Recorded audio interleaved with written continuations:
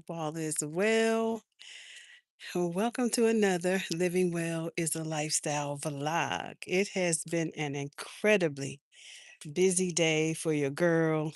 I'm just coming in to check in with y'all because I meant to talk to y'all earlier, but I was so busy and overwhelmed that I didn't get to it. I was out in them streets today and thinking about what's next for the homestead and how to secure ourselves, as it relates to water systems and things like that, that are on my mind.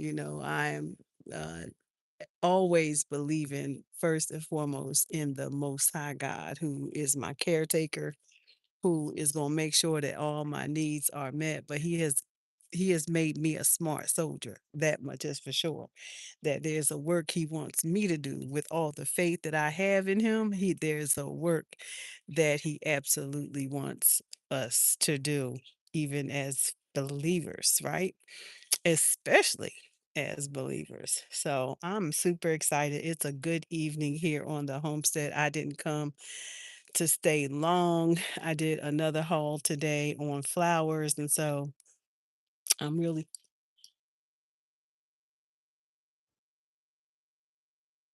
cats or birds, one of them.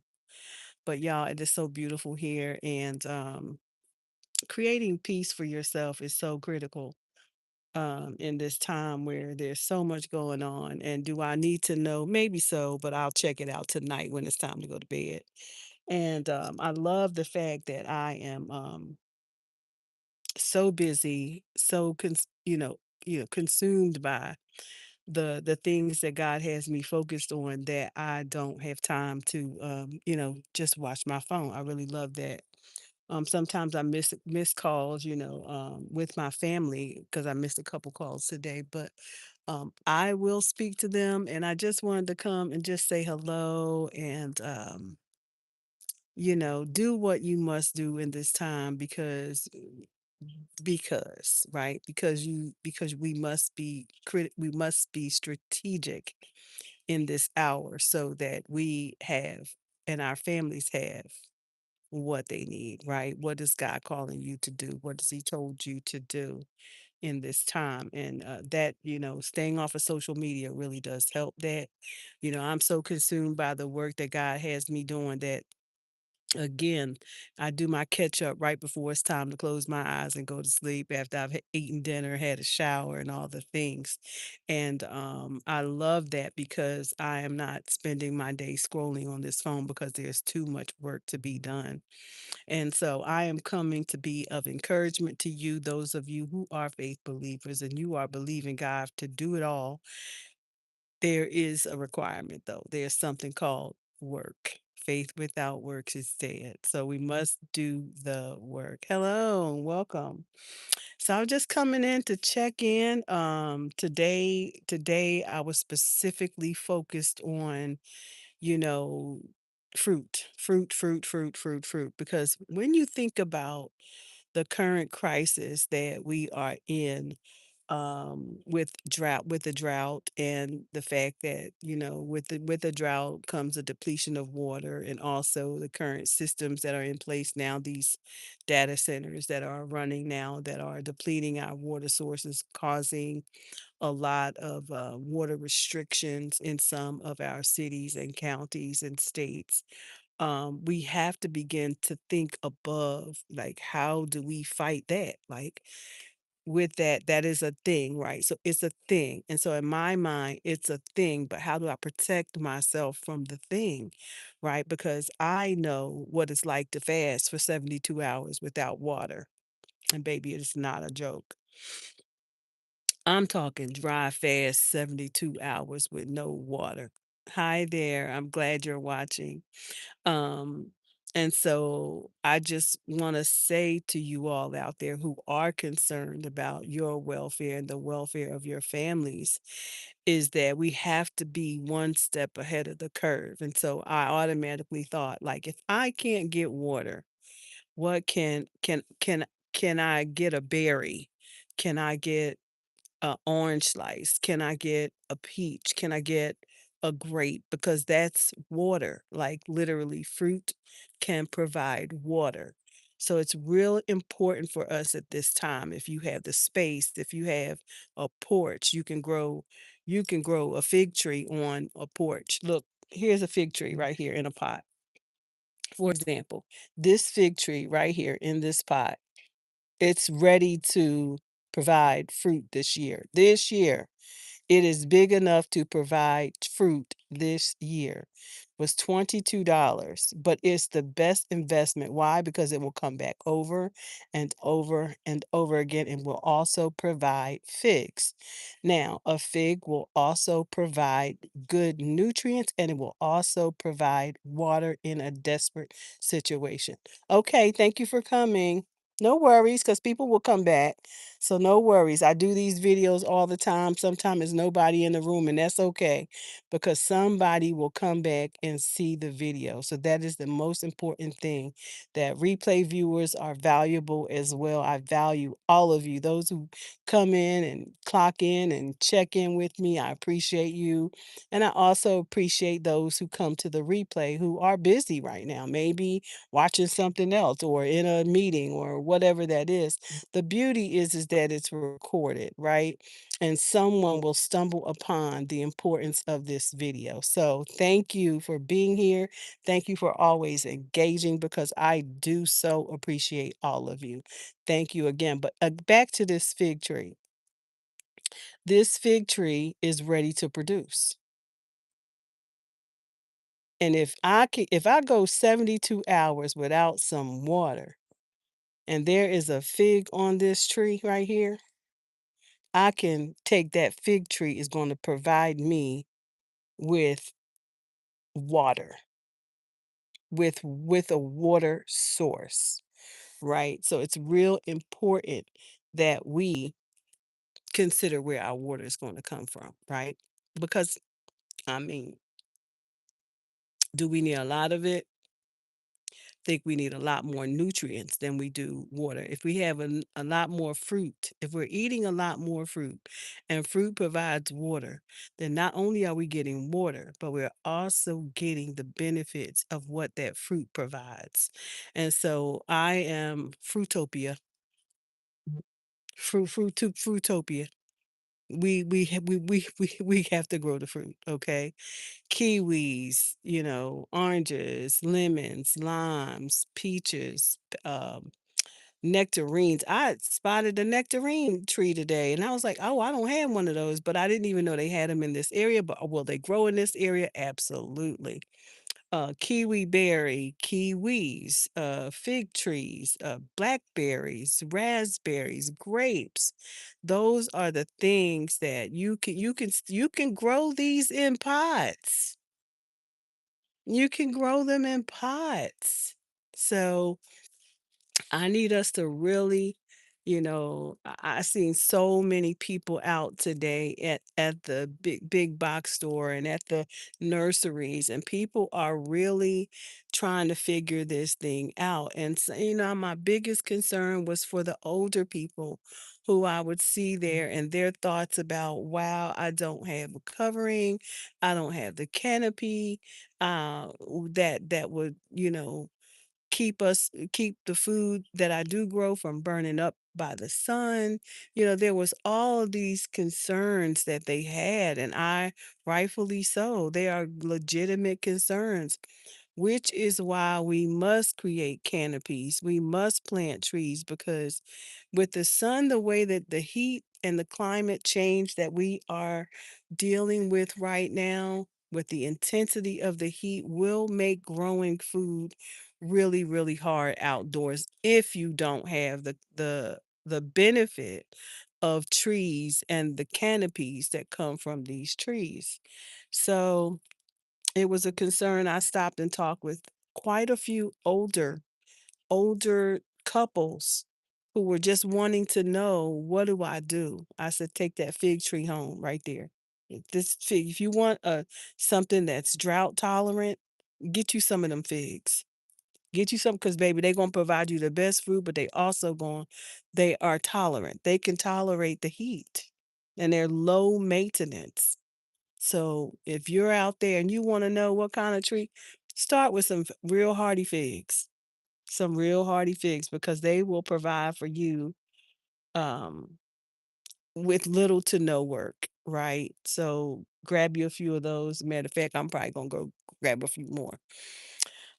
Because it's my goal is to create a space for my family that they'll be okay. All right. So we have planned out most things. I got a few more things to plan out. Really excited. We got some lemongrass to plan out, some more. I think I got some spaghetti squash I didn't plan out yet, some Thai basil. I've planted some poblanos. Didn't get the poblanos in the ground yet, so working on that. These cabbages got they're getting they really ready for some soil. They've been sitting here for quite a while, just been thinking about where to put them, and I'm trying to put a lot of things together, like multiple things. I don't wanna plant like, I wanna have a variety gardens. Like, variety gardens are the best way to go because, the pests they have to be in search of the food that they're looking for, and they will go somewhere else because they are can't you have them shielded.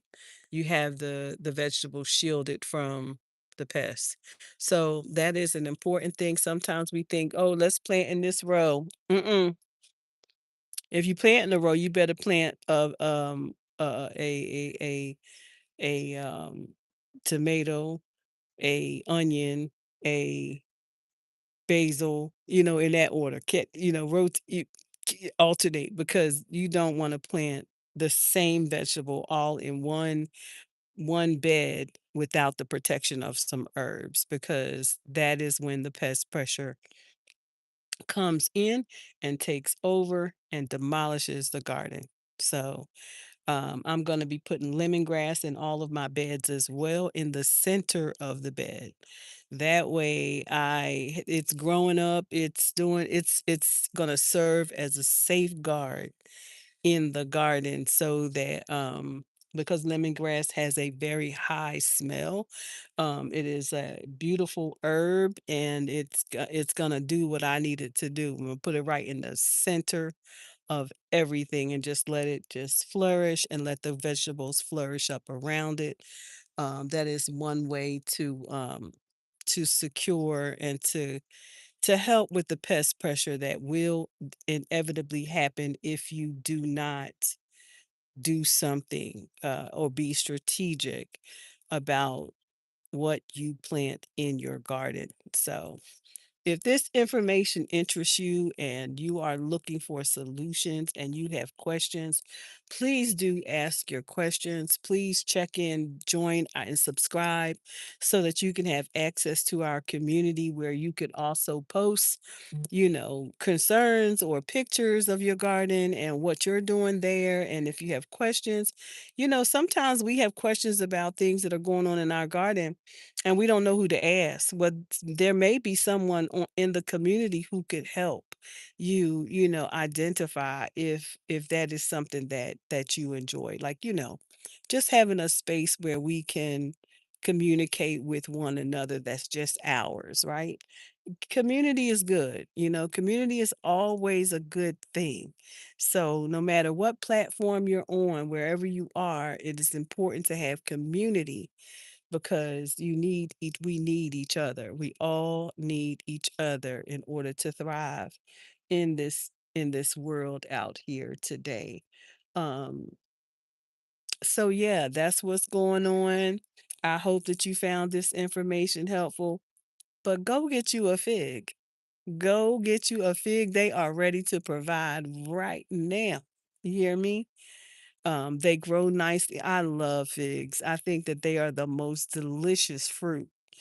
Leave them there till it's time to grab them. You can eat them right off the vine. It's a lot of things going on in the garden now, and it's fully awakened, and I'm thinking about where to put more trees. Why not, right? Because we got to be ahead. We got to be ahead of what's happening right now. So I am wishing you the very best of luck on the journey. to securing your family. And as we do this together, subscribe. Let's lock in. Let's do what we need to do. Um, and if you have videos, I would love to visit your channels if you have one. Let's check in with each other. Anyway, I feel mosquito bumps, so I better go ahead and get out of the dusk. Hey Glenn, what's happening, brother? Listen, I've been on a journey today, so please watch the replay. I've did some consulting with some older people, some families today on what to buy and how to prepare for what we are faced with. And I've seen a lot of people just sitting and saying, I don't even know what to do. And they just need somebody, they just need somebody to help them. And I got the opportunity to share with a couple on, some select varieties that they need to take away today, that are low maintenance. And I will say it and I will say it again over and over. Figs are about the least maintenance fruit tree that you can buy. And they produce a lot of fruit. So I think that that is a win. I don't care what you buy, that is a really good win. So buy figs. I've got my first turkey. Is it turkey? Brown turkey? Yeah, my first brown turkey fig today. I heard so much about it through another gardener on YouTube. And so I was able to get a brown turkey fig today. Yeah, so that's what I'm up to. Got a lot going on in this beautiful garden. A lot of haul today. Basil, about to plant basil everywhere to get ready for the fall because I'm always stay ahead of summer by thinking about summer and fall simultaneously because I like to grow underneath my basil trees. I like to grow basil trees. I don't just grow basil. I grow basil trees and I grow under them in preparation for the fall, so that I can get some, good veggies, greens, things like that. Um, I just plant together. I plant a lot of things together. So that helps me to be ahead and always having food coming in. And last year I did that late summer, but starting now with it being spring, it worked so well that I'm doing it now, right now while it's spring, so that way they grow up together. The basil will shield the greens, the salads, because I'm focusing on mustards this year. I really like mustards. They don't seem to get a lot of pressure like collards and, kale don't get a lot of pressure either, but collards get a lot of pressure. The only kind of collard that I know that doesn't get a lot of pressure is the Georgia Georgia collards. But those cabbage collards, they get mutilated by the bugs. So I don't really like those. I don't think that they are worth me having to chase down the bugs or worry about having to I don't like spraying, and plus, I'm installing bees. I'm a new beekeeper, so I will not be everything has to be organic over here because I don't want to harm the bees. And then I don't want to harm myself with these synthetic sprays. So, um, yeah. Anyway, that's not on my list this year is these sprays. So, it's a beautiful night out. And I just wanted to come and share my thoughts for today and some concerns that I have. And if you are an elderly person, if you are someone who is, never planted before and you are concerned and you're like, I need to start somewhere, um, you start, you can start with 2 square feet of space, start with a tower, start there, and then buy you some potted patio trees. if you have a patio, that's a good place to start. If you're growing inside, I'm suggesting checking out hydroponic methods, growing in water, growing, they have hydroponic systems as well. I am growing in hydroponics, but I'm growing in jars, that were painted. I painted myself that are sitting in my windowsill. And so you could that when you're growing hydroponics, some of these vegetables don't need no sun. They just need a light. They just need some light, regular light. Get you some uh um LED lights. I have a beautiful LED light system that can grow what you need right inside. So there are ways to get around to get around, right? So I'm going to be talking a bit more about that because I know that people are on high alert right now about what's next, because I'm sure, even though I'm not sitting in front of the television, many people are, and they're like, what is going to happen next? What happens when the shelves are empty, when the food supply is low? And this is something that I have been sharing with people for quite a while. Like, I don't care how much money you have. If there's no food to buy, there's no food. You can be rich, filthy rich. But if there is no food to buy, there is no food to buy. Do you understand? So that's the underlying problem when you don't have shipments coming in and you can't access the food. So that's a problem, right? So I don't care how much money you don't have or you have. If there is no access to food, then you don't get to buy food. So, so for those who have not begun to think about getting a couple extra this, couple extra that, or putting together a strategic plan, then that's gonna be problematic. It's gonna be problematic. Um, because even with faith, He told us faith without works is dead. That we must work, and we must work during the day because night will come when we can't work. That's Bible, y'all. That's the Bible. Faith without works is dead. Work while it's still day, because night will come and no one will be able to work. So do it now. Do it while it's day, because night will come. All right. That's what the word tells us. It's my first and foremost authority, first and final authority.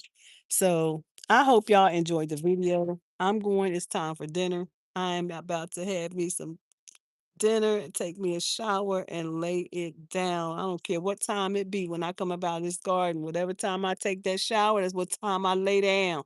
And I'm so grateful to have such an amazing schedule where I can just that's all that matters once I retire.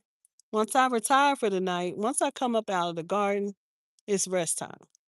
That's it. That's all. I love that for me. um, I get good rest. In the summer, I get really good rest. So, because you be so tired, you be so tired from working all day.